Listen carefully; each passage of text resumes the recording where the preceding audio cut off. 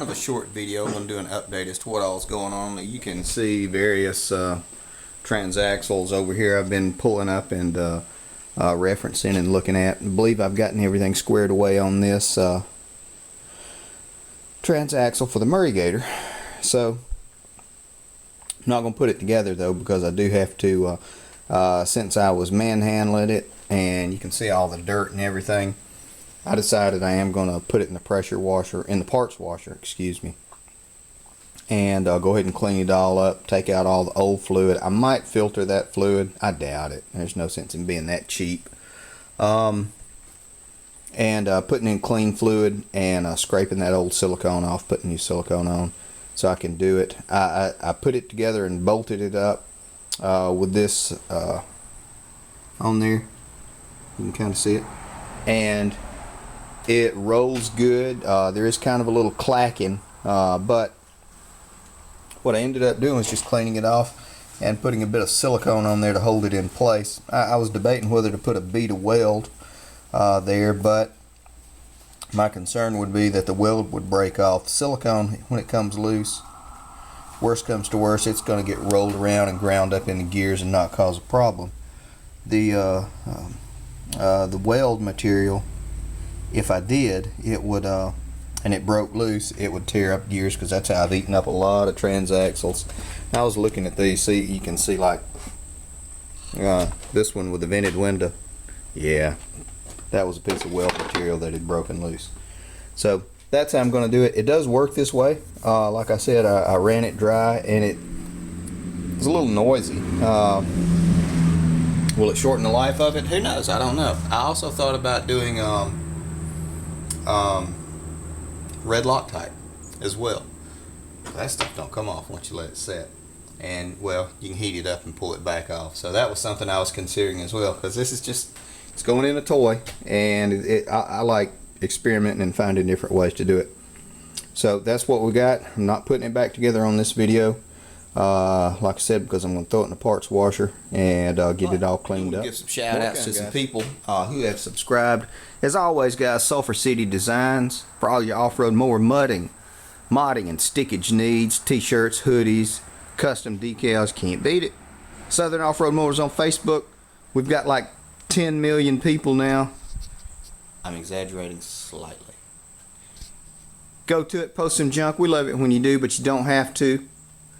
Sean Harbick, thanks for subscribing, man. Bigfoot 1877.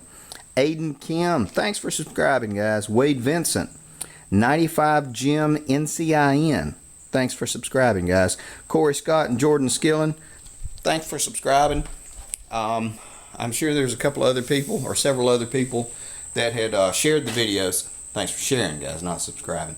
And my computer's kind of hinky, so that was all I could pull up at the moment. And as it refreshes and everything, I'll get some more and I'll include y'all in the next video. We're back. I did want to show you something as far as this goes. These are pumpkins that we planted, I think about 10 days ago, and they're doing famously. This spot's never been gardened before, so what I'm going to do, this is going to become our garden, and we're going to do all of our gardening here from now on. We're going to be pulling these trees up. When I cut them down, I left them about 5 foot high. It's a little easier for me to pull them.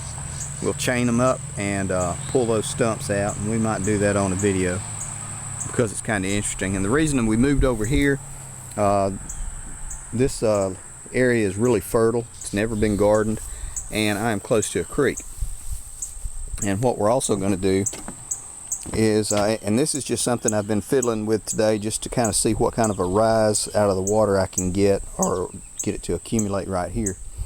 These are just some old bricks and block and junk and crap, and I've gotten about 6 or 8 inches of water to accumulate right here, and you can see I've still got it flowing down through pretty good. What I would do is rock it up eventually and have the water pour over the top.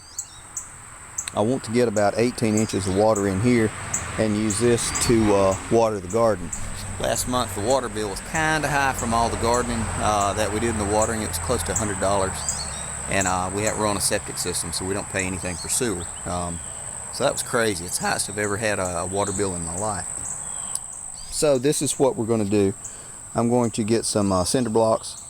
I'll block it in and I'll mortar them in place. I'll use a little Portland cement across the bottom of them and then build the sides, let them sit as the water's running through, and then the next day I'll come out with Portland cement as well, put the middle block in, seal it up, and that should take care of it and make a little spillway. Ultimately, I'd also like to do something that'd power a couple of little bitty lights out here with that.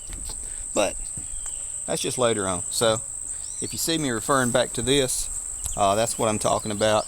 And I'm also going to rock it up one place further, so we'll have a couple of little cisterns or reservoirs to draw from. So that's about it. Going in the house, we're having potato soup for dinner and homemade cornbread. Can't beat it. Guys, thanks for watching. Thanks for subscribing. Thanks for putting up with all the silly stuff. I appreciate it. Definitely thanks for sharing. Y'all gonna make some mayhem.